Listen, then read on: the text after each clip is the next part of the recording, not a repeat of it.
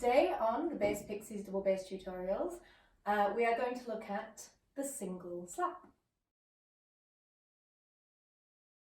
So the double bass can be played in three very distinct styles. You can use the bow,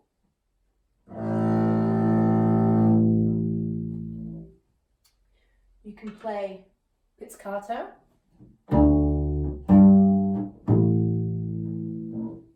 or you can slap.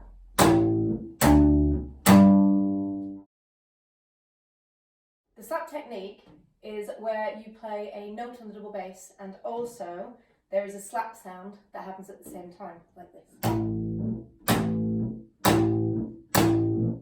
Okay. And if you use it in a tune, it can sound something like this.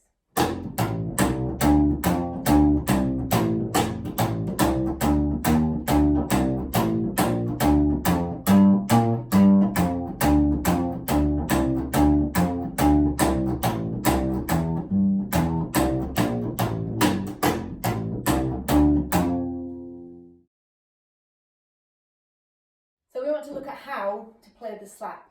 We're going to start off with what they call the single slap. Now the single slap is just the note and the slap sound at the same time. So there's no palming and no complicated rhythms on this.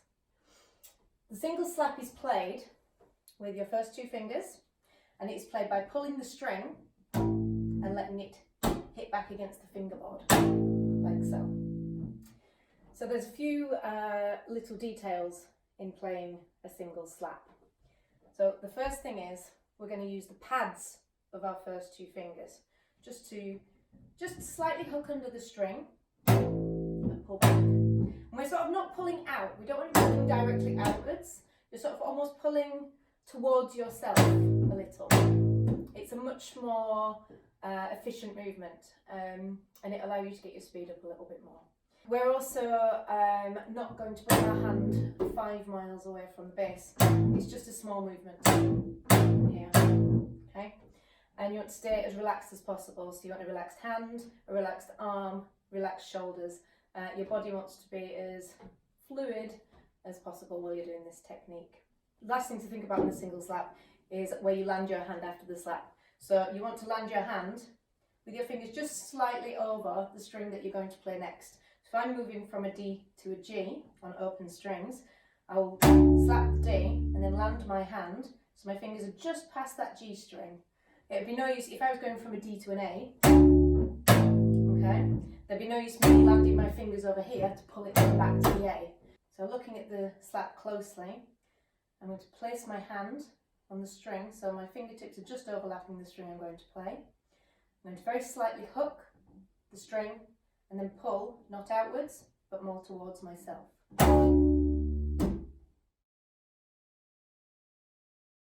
So there's some exercises you can do to really work on your single slap. So if you're brand new to this, you want to start simple. You want to really get your hand used to just the slapping technique. So we're not going to do anything with our left hand for these first few exercises. So exercise number 1, we're going to just stay on one string on its own.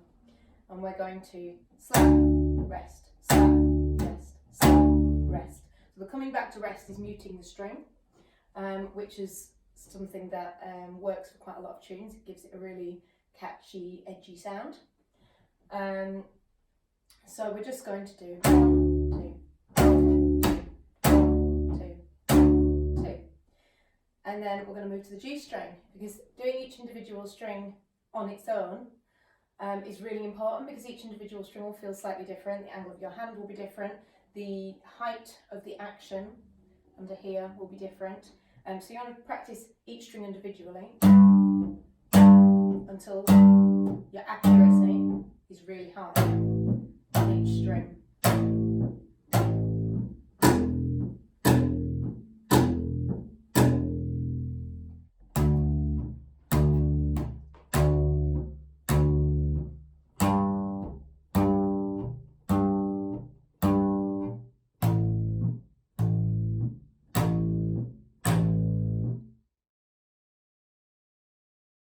So exercise number 2, we're going to start changing strings. So once you're comfortable with exercise number 1, move on to choosing two particular strings. So you can start with the G and the D, or the D and the A, or the A and the E. And then when you're more comfortable, you can use strings that are further apart from each other, like using the G and the A, or the D and the E. And we're just going to do the same exercise in the same rhythm, but moving between the strings.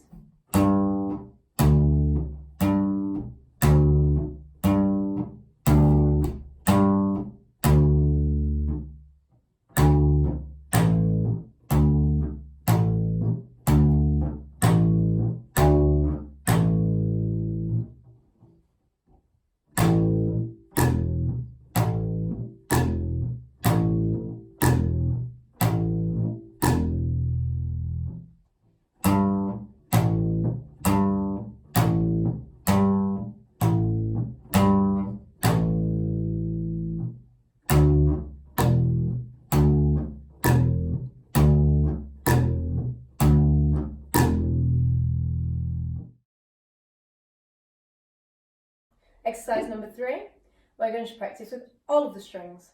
So we're going to practice going down and then jumping back to the top and moving down, and then we're going to reverse it, going up, jumping back to the bottom and going up.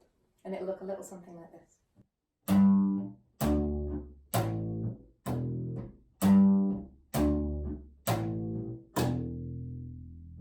Backwards.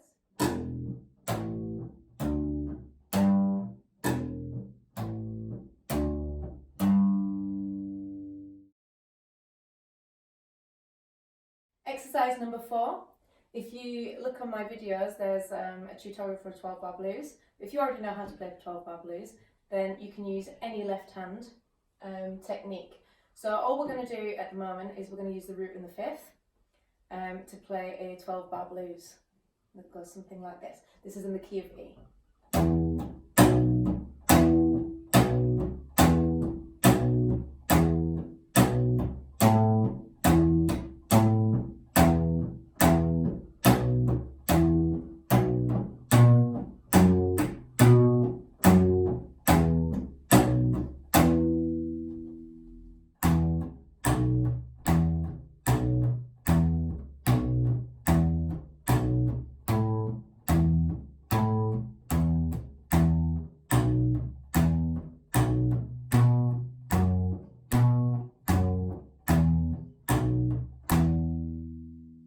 Once you're really comfortable with that, you want to move on to a walking 12-bar blues bass line, and we're going to do that in the key of F.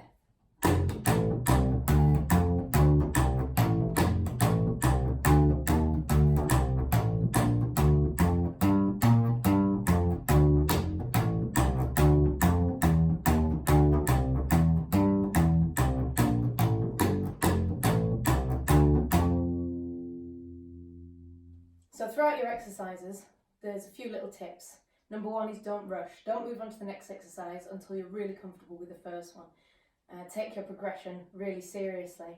If you move on too quickly, you'll end up with some fundamental mistakes that will stick around in your playing, and they're going to be really hard to get rid of once you practice them in. Secondly, try and really be aware of keeping your hand as close to the fingerboard as possible. Stay relaxed, key, stay relaxed. If you feel any tension in your arm, in your hand, in any part of your body, then slow down. Keep these exercises as slow as you need them to be to have good technique. There's no point rushing into a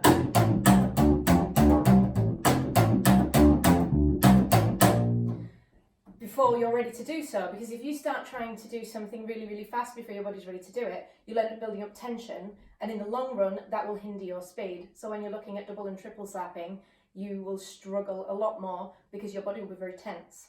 So the key to it is be slow for as long as you need to be slow, build up that speed little bit by little bit. It can be really useful to use a metronome while practicing, just to keep you pace yourself, so you've got something to make sure that you're not rushing ahead, that you're really thinking about your technique. If you're practicing properly, you should be doing really slow, because there's a lot of things to think about each slap. So the last thing I want to look at is covering what not to do when you slap. So the first key, number 1, is don't hook your fingers. There are some bass players that really hook their fingers underneath the string. And there's two things that will happen with that. One, you will end up with blisters everywhere and bleeding, and it's not pleasant, it's really not fun. And two, it'll slow you down. Once you're hooking under, that's not a very efficient movement. Don't number two. When you're playing slap bass, don't hook your thumb underneath the fingerboard. That will catch, you'll end up with calluses and yucky things on your thumb. And it'll just get in your way, it really hinders your technique. So keep the thumb on top, you know, angle your hand so it's more out of the way, but do keep that thumb on top of the strings as you're playing. Don't number three, don't whack your hand 5 miles away from your bass. That might be alright when you're doing a slow 12 bar on first and fifth, but as soon as you're playing things like